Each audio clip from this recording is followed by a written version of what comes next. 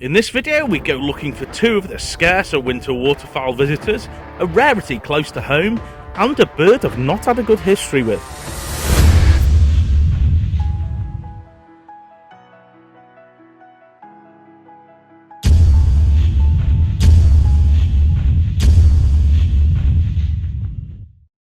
This birding adventure began where the last one ended, in Lincolnshire at Deeping Lakes. After a quick look at one of the pools, seeing a mallard playing peekaboo behind a goose, I headed to the hide whilst Kaylee was getting ready. Good morning folks, we are back at Deeping Lakes where we left off from the last video. I've just got up and been down to the long-eared owl roosting site to see if it's still there, and it was, although it took me a little bit of time to find it because it was further back in the tree. But it gave me slightly less obscured views, which was great. So today we're going briefly back into Norfolk to Welney Wildfowl and Wetlands Trust to try and see a couple of species that are scarce of winter wildfowl visitors. So join us for that. When I arrived back at the van, I was greeted by this lovely stone chat. Then we got on the road and headed back into Norfolk in search of some rare waterfowl. Hey folks, we're at Welney Wetlands, looking for, hopefully, don't want to jinx it, but Bewick swan and hopefully tundra bean goose as well. And there might be an extra in the way of a black-necked grebe here, so we've got a short window, but we're hot-footing it to the furthest hide first, so stick with us. And it's cold again. And it's very cold. We walked over the bridge and down the long straight path towards Friends Hide, which was the furthest hide from the visitors centre. This is where in previous days a couple of rare species have been reported, the tundra bean goose and the Bewick swan. When we got to the hide we looked out on the large piece of water in front of us, and although there seemed to be quite a few birds present, a lot of them were distant. And on the first scan we couldn't find either of the species we were after. There were geese, but they were grey-leg geese, and all the swans present appeared to be hooper swans. Regardless, we persisted, systematically scanning every bird in front of us, and after checking out this cormorant that was drying off on a post, I spotted something behind it, which appeared much smaller than the ducks it was associating with. Upon further investigation, this little bird turned out to be a black-necked grebe. This species is a rare breeder in the UK with only about 55 breeding pairs. In winter, this number increases to about double that, so by no means a common species. In summer, these birds have a striking black head and neck with golden ear tufts, but in winter are black and grey like this individual. This black-necked grebe sighting wasn't the only treat. We got a great view of this female marsh harrier flying by really close. Unfortunately though, we still hadn't seen either of our target species. By this time we'd been joined in the hide by some other birders, one of which advised us to head back to the visitors centre as there was a large flock of swans in a nearby field that was viewable from the platform by the cafe, and that he'd scanned through these swans and picked out at least one Bewick swan. Hey folks, that's a sad face. No tundra bean goose, and we also couldn't see Bewick swan either. So I'm going to walk the fields. So we're going to walk the local fields to try and find the Bewick swan. We did see a black-necked grebe at a distance, which is another bird for the ear list, so not a overall loss, but we're going to go try searching for Bewick swan. So stick with us. We headed on the path back towards the visitors centre, stopping a couple of times at viewing screens on the way. At one of these we got much closer views of hooper swan, and at another we got some equally brilliant views of pochard. But as nice as these close views of waterfowl were, Kaylee was determined to find these Bewick swan. After a short walk we found ourselves back at the visitors centre on a deck by the cafe that looked over some nearby fields. And, as the gentleman in the hide said, there was indeed a large flock of swans in the distance. The only problem was, they were too far in the distance for us to differentiate Bewicks from hooper swan. Feeling a little frustrated, we bought ourselves a pasty and a cup of tea and sat down trying to figure out what to do next. At one point I popped back out onto the deck to have another scan of the swans, I did spot these two cattle egret, that's a new one for the year list. I also got chatting to a gentleman that informed me that if we took a right out of the car park, that road would take us closer to the flock of swans, possibly giving us better views. So that's what we did. And when we arrived, we weren't alone. There were a few other birders present who apparently had just showed up. And much to our delight, the view here of the flock of swans was much better. Not only that, there was another flock of swans in the field behind us, so we had plenty of scanning to do. Luckily for us, one of the birders who turned up just before us was very eagle-eyed and was able to pick out a Bewick swan almost immediately. There was one sat down resting right at the front of the flock. Apologies, it's only a photo and not a video. It was so cold I was shivering, so the footage was too shaky. I did get this video though of another Bewick swan on the opposite side of the road. In this footage you can clearly see the size difference between the Bewicks and the hooper swans surrounding it. This species breed in Siberia, but a few thousand turn up in the UK in winter, usually amongst flocks of hooper swan like these. In this photograph you can clearly see the difference in bill shape and pattern. Kaylee's determination paid off and we were able to add this one onto our year list. We got the Bewick swan! We got the Bewick swan. We got a bit frustrated with not being able to confirm it, and we drove down a lane because somebody suggested we do, and we met some other birders and they helped us out and we found a couple of them, which was really something, because we didn't get them last year. So that's excellent. So we might have time for one last stop, so stick with us. About an hour's drive took us to a large pool in a housing estate. Hey folks, we're on our last brief little bit of birding of the day on the outskirts of Peterborough, looking for a great northern diver that's hopefully here. We've not got very long, so let's see if we can find it. Less than 30 minutes, so let's see if we can find it.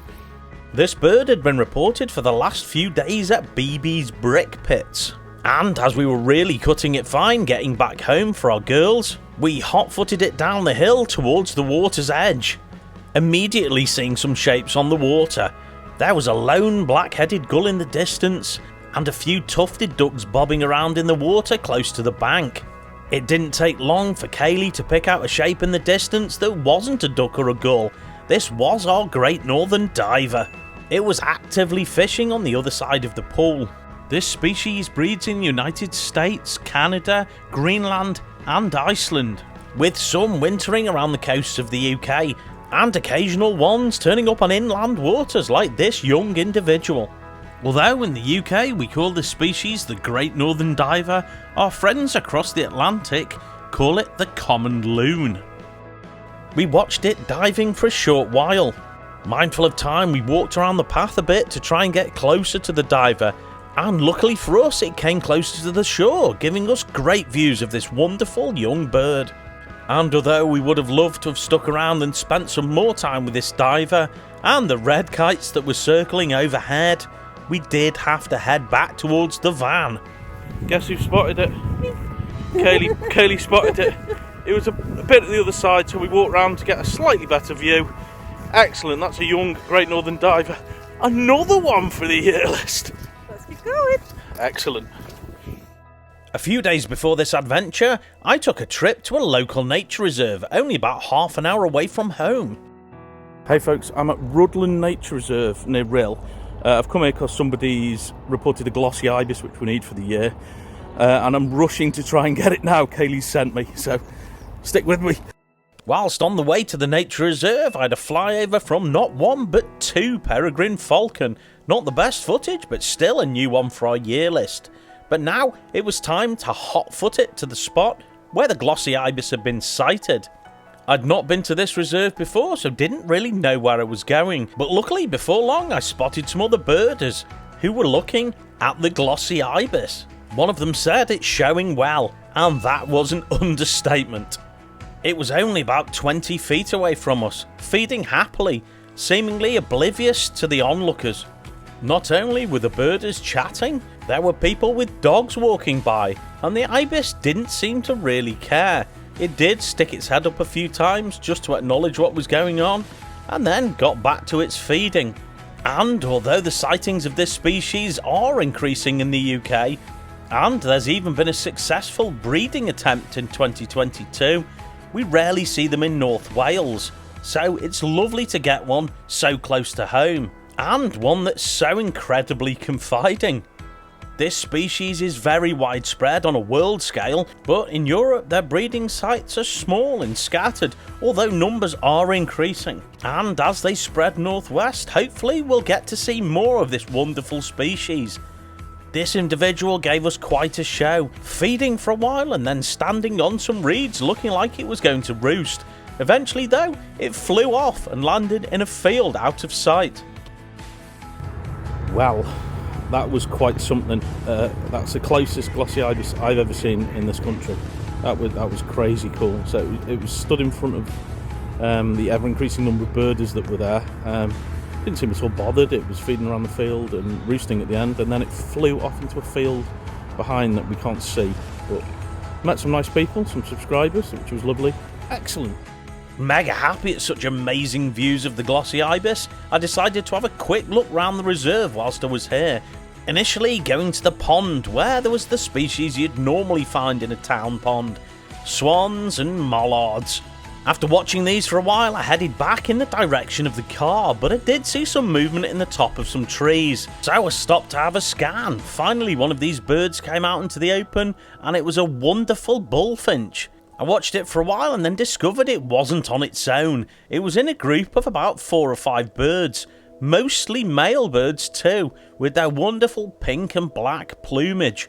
I watched this group feeding for a short while until they moved well into the tree cover, so they were out of sight. This had been a great little trip out to a local nature reserve. So much so that a few days later, after working nearby, I headed back to try and get more views of the wonderful Glossy Ibis. When I arrived though, it wasn't there. I was greeted instead by a kestrel, but pretty soon the Glossy Ibis flew over the hedge and into the field. It looks like my visit was well timed. Pretty soon I was joined by some other birders too, equally as excited to see this wonderful visitor. Again, the ibis was as confiding as the previous time, feeding amongst the grass and then moving next to a pool that was in the middle of the field. After feeding in the pool for a while, it found a spot and started preening, showing off its fantastic plumage. This individual was a really smart bird, with iridescent feathers all across its back, and an incredible long curved beak. It preened for quite a while and then stuck its beak under its wing and started to roost. This was my cue to move on, but it had been fantastic to see this wonderful Glossy Ibis again. The following day I went to look for a bird which I don't have a good history with. Hey folks, it's an overcast day and I'm at Madryn Nature Reserve looking for a species that was once one of my nemesis birds, the firecrest. I broke the curse in December in Kent and I'm hoping to see one today here. It's been reported in previous days. We've been before to look for it in previous videos and not. So let's try again. Stick with me. Let's see if we can find it. When I arrived at Madryn, there were a few other birders there, including a couple that were subscribers of our channel. So I stood chatting to them for a while the other birders got to work trying to look for the firecrest. Unfortunately, nobody had seen the bird today, although somebody had seen it the previous day, and somebody a few days previous to that, so everyone seemed pretty confident that the bird was still present. The firecrest had been sighted in a specific area, a lane between the entrance to a sewage works and the level crossing which leads on to Madryn Nature Reserve. The only issue is, on one side there was some quite thick brambles and foliage, and on the sewage works side there was a fence with ivy and lots of bushes, so many places for the firecrest to hide. Regardless, I was pretty determined, and I spent hours searching through the trees and the bushes and the ivy-covered fence on the edge of the sewage works. There were lots of other birds here to be seen, plenty of the firecrest's closest species, the goldcrest. These kept us on our toes. There was also some wintering warblers like chiffchaff. At one point I did spot a female blackcap that was making this area its winter home. Most of these migrate to southern Europe or Africa, so it was great to see this one still here. By now though, I was getting cold and hungry. It seemed I'd been here for absolutely hours. So much so that one of the birders I'd seen in the morning had gone over to Anglesey to do some birding and come back. I feared it was time to give up. I got in the car and I drove past the entrance to the sewage works where all the other birders were standing. I wound down the window to ask what was happening, and apparently someone had seen the firecrest, so I parked the car up again and joined the crowd. Apparently it had been spotted along the fence line right near the entrance to the sewage works, so we all scanned through the gold crest that were present, and eventually I spotted the firecrest. I must apologise, the footage isn't the best, as the bird was obscured by foliage and quite distant, and it was moving quite fast along the fence line, but it is a firecrest, and after spending hours here looking for it today, I was over the moon to finally see it. This is a species I've not had a lot of luck with in the past. In fact, Kaylee saw this before I did at Spurn a couple of years ago, and I only broke the curse in Kent in December when I saw my first one. So I've caught up with Kaylee now, seeing two. Hey folks, I got the firecrest. It's quite exciting really because I've been here for ages. Kept seeing gold crests, more gold crests, long-tailed, everything but. Even saw chaffs, but no firecrest for ages. I went to leave, drove past the birders and they'd seen it. So I parked up again and joined them. But it wasn't there, and then I spotted it briefly in some foliage at the back of like a fence thing at the back. But anyway, the footage isn't great and it's a bit obscured by vegetation, but it's a firecrest and only the second one I've ever seen, so that is amazing, and another bird for the year list. Excellent. It's always great to get rare or scarce birds close to home. Thanks so much for watching. Please like, please subscribe, and please press the notification bell. We'll see you next time.